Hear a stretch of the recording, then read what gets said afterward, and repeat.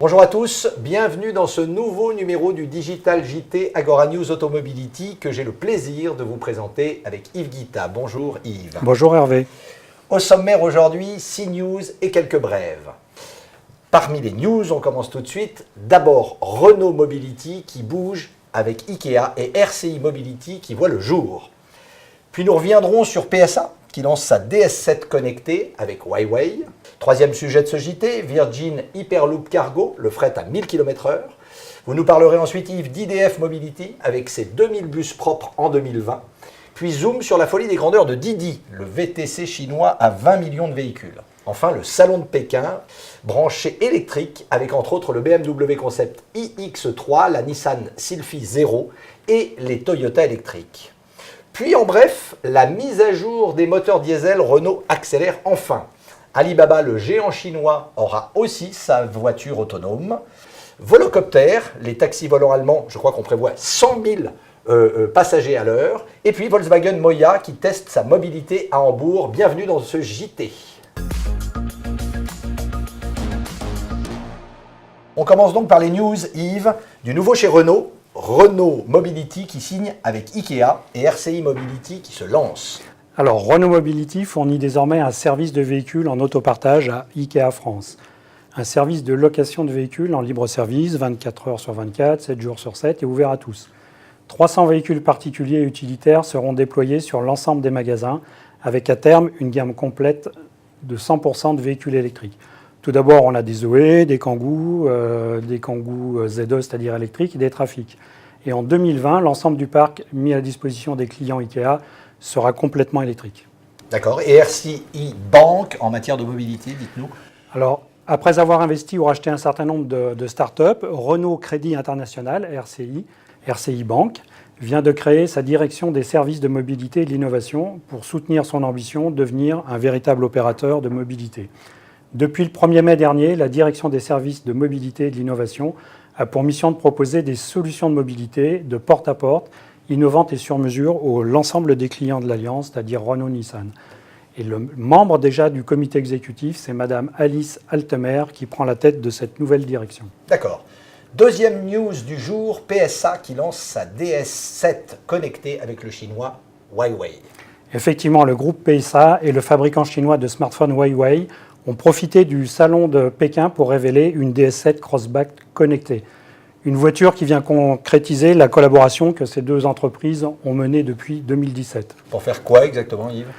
C'est un partenariat qui permet à PSA de se développer d'abord en Chine et puis avec l'assistance de Huawei de créer une plateforme automobile connectée qui permettra aux conducteurs d'accéder à de nouveaux services qui vont de la navigation connectée à la reconnaissance vocale en langage naturel et en passant par quantité d'autres services, mais qui seront disponibles tout aussi bien depuis l'écran de bord du véhicule que du smartphone du conducteur.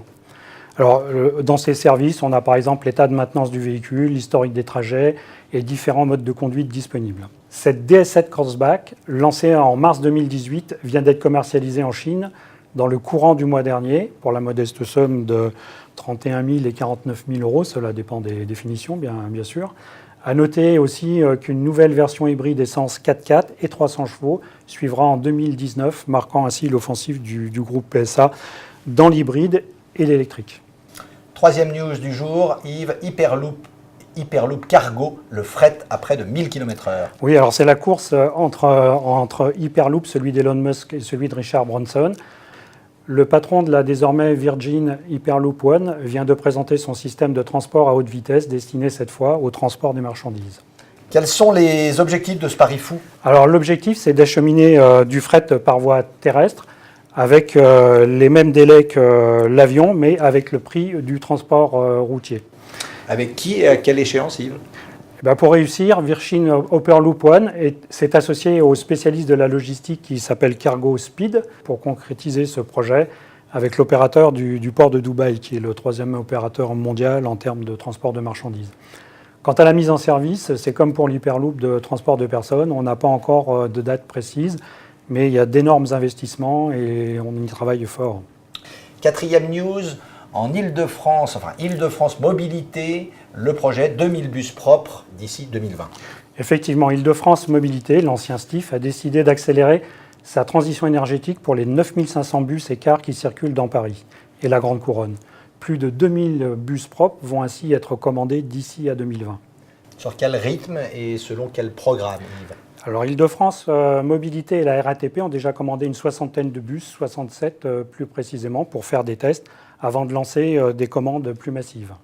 Enfin, Île-de-France Mobilité regarde également vers d'autres énergies, notamment vers les bus à hydrogène, et 2 seront en test à partir de 2019. Cinquième news, le chinois Didi, ce sont 10 millions de véhicules électriques prévus pour 2028. Alors, en Chine, c'est comme aux États-Unis, tout est démesuré avec des chiffres énormes. Le groupe Didi, ce qui est l'équivalent du chinois Uber, veut disposer d'une flotte d'1 million de véhicules électriques pour ses courses en VTC d'ici à 2020.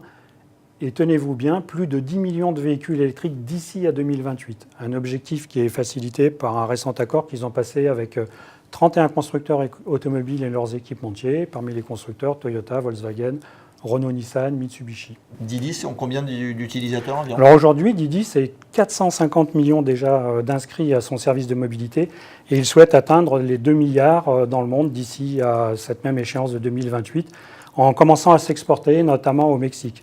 Une info, Uber, face à la concurrence de Didi, vient de se retirer de Chine. Sixième et dernière news du jour, le salon de Pékin qui est très électrique. Alors on continue notre tour d'horizon des salons. Donc aujourd'hui on est à Pékin. Une première mondiale pour BMW et son iX3, après sa i3 et sa i8. Un concept électrique de voiture de loisirs que le constructeur appelle non plus un SUV mais un SAV pour Sport Activity Vehicle. Ce concept i3 introduit la 5e génération de la technologie e-drive et préfigure ce que sera la mobilité électrique de demain de BMW. Je crois d'ailleurs que Nissan et Toyota ne sont pas en reste. En effet, Nissan présentait sa première voiture électrique produite en Chine, la Sylphy Zéro Émission, avec une autonomie qui passe à 338 km. Et c'est cette nouvelle étape de la stratégie avant le lancement de 20 modèles électrifiés. C'est ce qu'on nous promet chez Nissan aujourd'hui. Chez Toyota, le constructeur spécialiste de l'hybride, on a annoncé aussi le lancement d'ici à 2020 de 10 nouveaux véhicules électriques électrifiés en Chine, dont un modèle purement électrique. Enfin, le groupe Volkswagen a promis d'investir 15 milliards d'euros d'ici à 2022 en Chine pour développer des voitures électriques et des voitures autonomes. Merci. Quelques brèves de fin de Digital JT. Renault en retard sur la mise à jour de ses diesels. Et oui, Renault n'a aujourd'hui réalisé environ que 5% des mises à jour des systèmes de contrôle d'émissions de NOx, c'est-à-dire les oxydes d'azote de ces véhicules diesel, est obligé d'accélérer le processus parce que c'était déjà une promesse de 2016.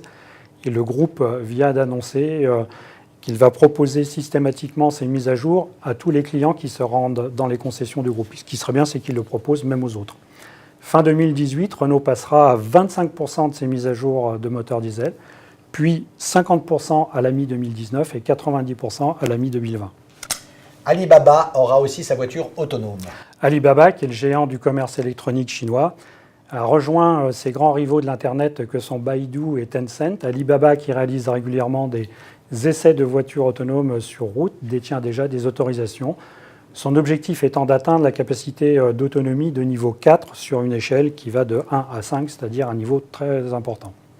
Volocopter, le taxi volant allemand, racontez-nous. Et oui, alors la firme allemande Volocopter nous donne un aperçu du fonctionnement de sa station pour taxi volant. Baptisée VoloHub, la station regroupe des taxis-drones qui se posent sur une aire d'atterrissage avant de glisser sur un tapis roulant à l'intérieur d'un hangar. Les passagers débarquent, puis l'appareil poursuit son chemin jusqu'à l'aire de service où son bloc de batterie est automatiquement échangé par des robots.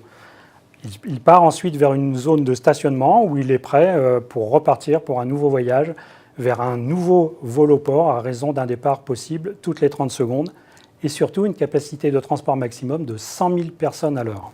C'est le 5e et le 6e élément. Des courses en navette électrique à Hambourg. Effectivement, Moya, c'est la filiale du groupe Volkswagen qui vient d'être créée et qui est dédiée à la mobilité, a reçu le feu vert des autorités de la ville de Hambourg pour tester son service de mobilité dès le mois d'octobre prochain. Le service proposé est un système de réservation de courses en navette électrique. C'est à mi-chemin entre les transports en commun et les taxis individuels.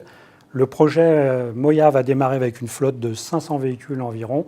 Et à terme, si les résultats sont concluants, on devra atteindre les 1000 véhicules pour la ville de Hambourg. Merci Yves, merci à tous de nous avoir suivis et à très bientôt pour un nouveau Digital JT. Merci à tous, au revoir et à bientôt.